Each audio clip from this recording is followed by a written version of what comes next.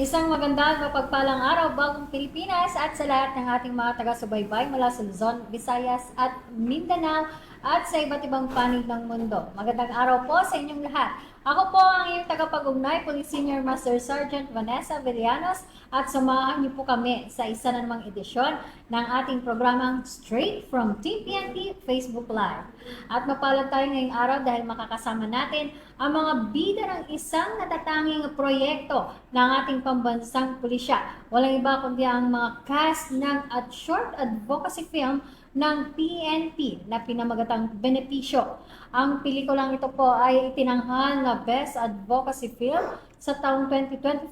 Ito lamang taong ito sa FAMA Short Film Festival. Isang malaking karangalan po para sa buong hanay ng kapulisan para mapabilang po dito. Kaya naman, live na live ngayon dito sa ating programa, makakasama natin ang ilan sa mga bumida at naging bahagi ng pelikulang Benepisyo. Ayan, welcome po sa ating programa, ma'am, sir. Ayan, syempre, papakilala ko po sa inyo ang nasa gawing kaliwa ko po ay walang iba kundi si Corporal Erlindo Anbilab Jr. Ayan, sir. Magandang umaga po.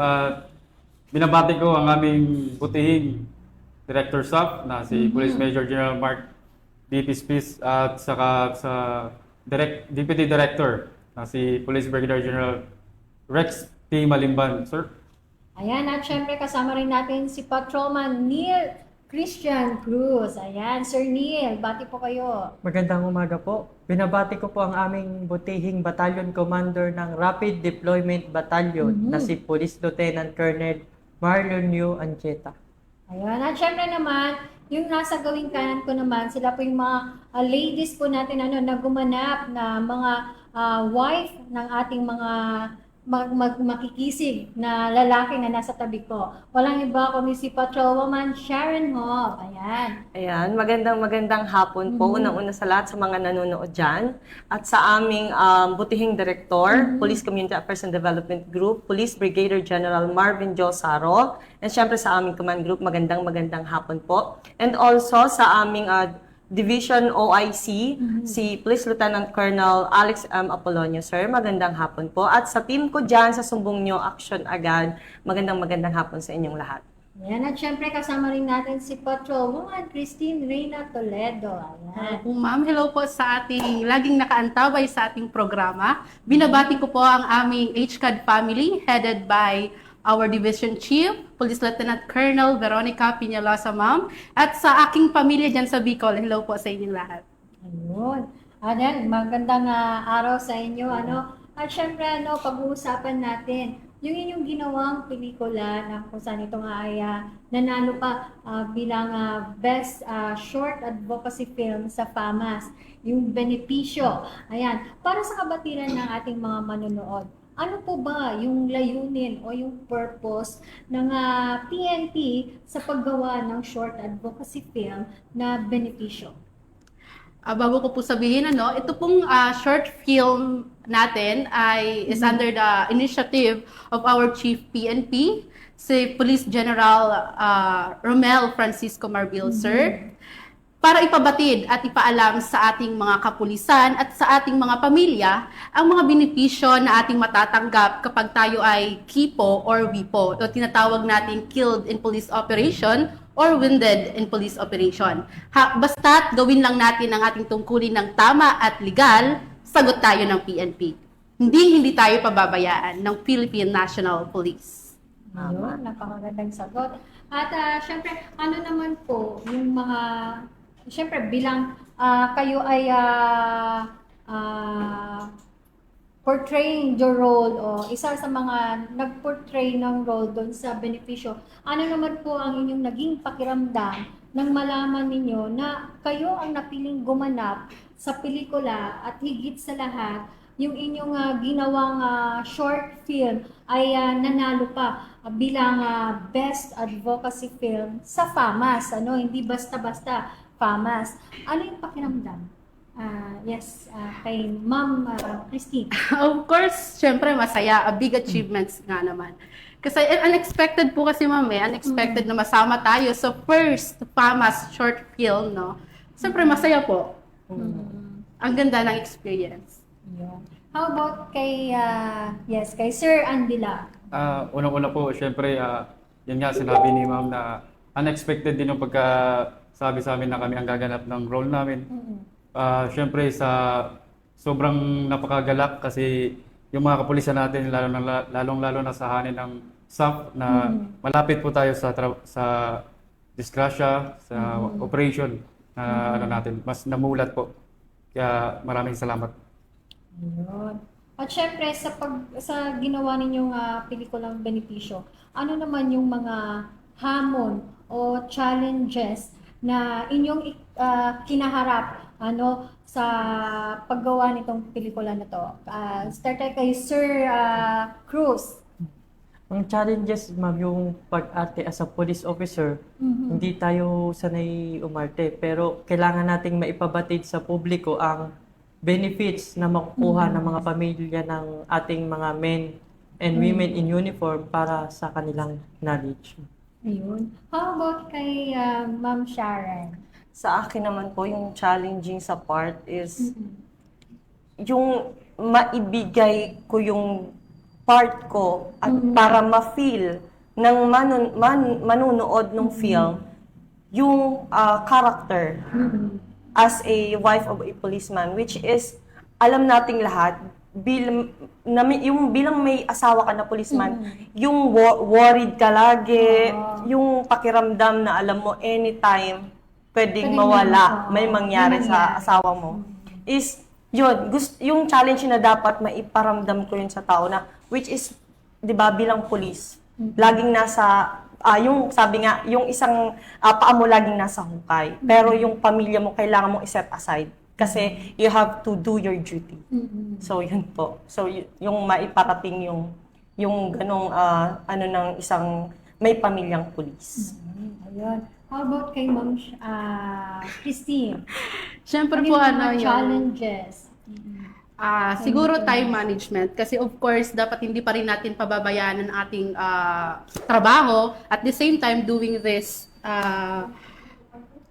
film, no? But of course dapat as a police officer dapat lagi tayong handa at laging flexible. Ayun. At how about kay Sir Andelao? Ayan, syempre, hindi tayo sanay na, di ba? Ano pa yung mga challenges na yung kinaharap sa during yung paggawa ninyo ng pelikula, yung pag-shoot, ano yung mga naranasan ninyo? Unang-una po, talagang mahirap po talaga kasi unang-una hindi tayo sanay, saka hindi ito yung trabaho namin na ginagawa usually kasi more on operation kami. Yun nga po, mahirap yung mag-arte sa lalong-lalo na sa harapan ng camera. Kasi minsan hindi tayo sanay, parang aware ka ba? Yun ang pinakamahirap sa akin na i-take yung role na to. At syempre bilang kayo ay kasama dito sa pelikulang ito, ano ang naging reaksyon ng inyong mga pamilya na nakapanood nito? Syempre kayo hindi lang napanood ito sa YouTube, syempre sa Facebook na rin, ano yung mga naging reaksyon nila? Unang-una po, hindi po nila alam kasi na yun ang magiging role ko. Nang una, sobrang hindi sila makapaniwala kasi ayun nga, sa TV, makikita sa Facebook Live, sa YouTube, ganun, nakikita po nila. So, nagulat po sila. Saka, ako ba talaga yun? Parang nagsabi ako sa sarili ko, uy, ikaw pala yung lumabas sa TV. Parang nagulat sila, sobrang gulat. Saka masaya sila at the same time kasi nga, ayun nga, naging parang artista daw. At kahit ikaw din mismo, hindi ka makapaniwala na ikaw yun, yung nandoon, na umaarte. Ayan, how about si Sharon? Sa akin po, sa family ko, yung reaction naging reaction ng family ko. Actually, hindi na sila masyadong nabigla. Kasi nung college ako, alam nilang na talaga ako sa mga ganyang project, gumagawa ng short film, gano'n. Pero this time, syempre, iba to eh. Iba to. So, nasa PNP ako. So, unexpectedly, di ba, PNP gagawa ng isang short film. So, syempre, yon natuwa na, tinanong ako actually ng bunso ko. Sabi niya, hindi ka na ba police? Artista ka na ngayon? Sabi niya sa akin. Sabi ko, hindi anak, police pa din. Sabi ko gano'n. So, yun, masaya sila. para sa akin. Okay. So, ibig sabihin, hindi na ito bago sa'yo. Kumbaga, Opo, dati ka may experience may po ako. experience ka Mm-mm. na. So, way back college kasi. Opo, nung nasa ano po ako, college, bale, merong subject na talagang pinapagawa kami ng mga short film. Parang documentary, parang ano. Good thing, hindi ka nahirapan Opo. sa pagganap o sa pag-portray ng iyong role. Opo, yes. Dahil may experience. More on ano naman po noon, more on pagdidirect. Yung pag-aarte naman, dito talaga na talagang na-show up ko yung, sabi ko, ako, ito na pala yung Talent feeling mo. na dati inuutos, isinasabi ko lang dun sa actress or actor ko, ito na pala yung pag ganito dapat gagawin mo. So, yun, iba pala yung mas masaya sa feeling na ikaw yung gumagawa nung bagay na yon. Ayun. How about kay Cruz? Ayun ma'am, naggulat din yung family ko na may talent daw pala ako sa camera. Kasi ang alam nila, camera shy type ako, mga ganun. At the same time, yung sa unit namin sa Special Action Force, nagulat rin sila na kaya ko palang umarte sa camera. Yun, gulat na gulat sila. Ayun. How about kay Ma'am Christy? Siyempre ma'am, masaya. Pero na-surprise kasi sila eh. Kasi hindi lang daw pala ako pulis, nag-aartista din. Ayun. Sobrang saya nila. Kasi tayo mga pulis, mga flexible tayo. Yes. Kahit Yes, saan talaga. tayo isabak, pwede tayo. Ayan. Siyempre, ngayong matagumpay na ang pelikula ninyo, na yung benepisyo, ano ang inyong mensahe naman para sa ating mga kapwa-pulis na patuloy na nagsisilbi sa ating bayan? Yan, unahin ko na si Sir Amanda. Siyempre, una-una po, lagi po tayong mag-ingat, lalong-lalo na sa ating trabaho kasi yun nga, pag sabi ni Patrolman Hope na paglabas pa lang natin sa bahay, nakabaon na yung isang paa natin. Kaya lagi tayong mag-ingat, lalong-lalo na sa operation natin na hindi natin alam. Kaya manalig tayo sa Panginoon. At siyempre, idagdag ko na rin na itong pelikula nito is napaka malaking hakbang para malaman ng pamilya ko na yung benepisyo ng isang pulis. Yes. Yun ang pinakamalaking ano nila, na nalaman nila yung benepisyo ng isang pulis. Opo. Yes. How about kay Sir Cruz? Ayun ma'am, kagaya ng pagkakasabi ni Sergeant Andilab na palagi tayong mag-ingat tuwing nasa duty tayo. At the same time, gawin natin ng tapat at maayos ang ating sinumpaang tungkulin. Yes, Miss Sharon. Ayun po, so halos nasabi na naman po nilang dalawa yung mensahe namin para sa mga kapwa naming pulis. Siguro po ang may dadagdag ko na lang doon ay wag po nating kalimutan na ginagawa po natin ang ating tungkulin para magsilbi sa bayan at gawin po natin ito ng buong puso at umiwas po sa mga maling gawain. Kasi hindi po tayo tatalikuran ng PNP. Ano man ang mangyari. Ayun. How about kay Ma'am Sharon? Baka may gusto ka pa pong idagdag. Christine, si Ma'am Christine. Ay, Ma'am Christine. Nasabi ko kanina na gawin lang nating mga kapulisan ng ating tungkulin ng tama at legal ay hindi tayo pababayaan ng PNP. Sagot tayo ng Philippine National Police. Ayun. Napakagandang mensahe galing dito sa ating apat na bisita sa araw na ito. At tama yung sinabi ni Sir na Andilab na itong pelikula nito talagang napakaganda dahil hindi lahat ng mga kapulisan at ng kanilang pamilya alam kung ano yung mga benepisyo na maaaring matanggap ng kanilang umanaw man na asawa o wounded man during the police operation, yung kanilang mga asawa, at yung kanilang mga anak na rin, lalo na yung mga, hindi lang naman mga single na mga kapulisan meron tayo, at saka yung mga pamilya nila, At least, kumbaga, naipaparating natin sa kanila, naipapaalam natin sa kanila, ano yung mga benepisyo, ng ating mga kapulisan na pwede nilang matanggap ng kanilang pamilya. Napakagandang proyekto ng ating Chief PNP. Yes po. Itong advocacy film na ito na benepisyo. Ayan. At syempre para naman po sa ating mga kababayan na patuloy na sumusuporta at tumatangkilik sa mga advokasya ng PNP, ano naman yung inyong may bibigay na mensahe kay Miss Sharon? patuloy lang po kayong maniwala sa PNP na patuloy naming gagawin ang aming tungkulin ng tama at legal para po sa inyo. Miss Sharon?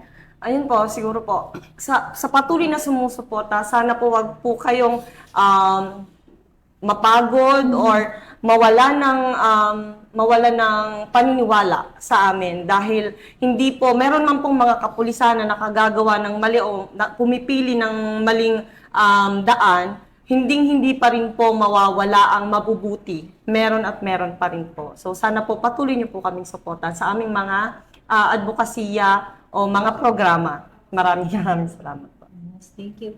At syempre, bago tayo magtapos, sino-sino naman po yung inyong gustong pasalamatan sa likod ng tagumpay ng inyong pelikulang benepisyo? Unahin ko na si Sir Cruz. Pinasasalamatan ko po yung buong staff ng benepisyo, sila Direk, at yung mga kasama ko rin na mga nandito po ngayon na mga men and women in uniform din po. Ayan, Sir Anila, Sir? Sa akin, pinapasalamatan ko lalong-lalo na yung aking unit na Special Action Force sa Rapid Deployment Battalion, sa CRG family, na pinayagan po ako na makarating at makapunta dito. Yun po, maraming salamat Team CRG. Sa CEO ko po, na si Police Captain Joram F. Bando. Sir, thank you, sir. Yan. At syempre, Ma'am Christine. Pinapasalamatan ko po ang ating Chief PNP dahil po sa kanya, sa inisyatiba niya ay naipabatid natin sa ating mga kapulisan at ating mga pamilya ang ating benefits. Yan. At syempre, Ma'am Sharon. Syempre po, syempre may gusto kang idagdag? doon na lang sa mga hindi pa nila na papasalamatan siguro. Syempre sa buong cast ng UNTV at benepisyo, sa mga men and women in uniform, syempre po. At syempre, lalong-lalo na sa pamilya ko na laging nakasuporta kahit ano't ano pa man. And yung hindi ko nabati kanina, babatiin ko ngayon para hindi ko mag-away. Yung boyfriend ko dyan, nasa schooling siya ngayon, so mag-ingat ka lagi. Ayun. Ayun, maraming salamat po sa ating mga bisita sa araw na ito. Kina Patrolman Toledo, Patrolwoman Toledo, Patrolwoman Hope, Sharon Hope, kina Corporal Andelab, sir, kay Patrolman Cruz, sir, maraming salamat sa pagpaunak po sa amin sa araw na ito, na kayo po ay makapanayam namin dito sa Straight from Team PNP Facebook Live. At syempre, pinapasalamatan natin ang lahat ng mga cast at saka yung mga production natin na nasa likod ng short film na benepisyo. Ang UNTV, ang Pika G, sa pamumuno ng ating director, walang iba kundi si Police Brigadier General Marvin Josaro at sa kanyang miyembro ng command group. Maraming salamat po sa inyong patuloy na pagtangkilik at suporta sa ating mga programa sa PNP. At syempre para sa mga nais dumulog sa inyong pambansang pulisya ukol sa mga reklamo at sumbong. Bukas ang aming tanggapan upang kayo ay matulungan at maaari kayong tumawag sa ating PNP isumbong sa 0917-847-5757. At kung mayroon naman kayong sumbong o reklamo tungkol sa ilang pasaway at abusadong pulis, maaari po kayong kumontak sa Integrity Monitoring and Enforcement Group o PNP IMEG sa mga numerong makikita po sa inyong mga screen. Ayan. At para sa mga nais dumulog,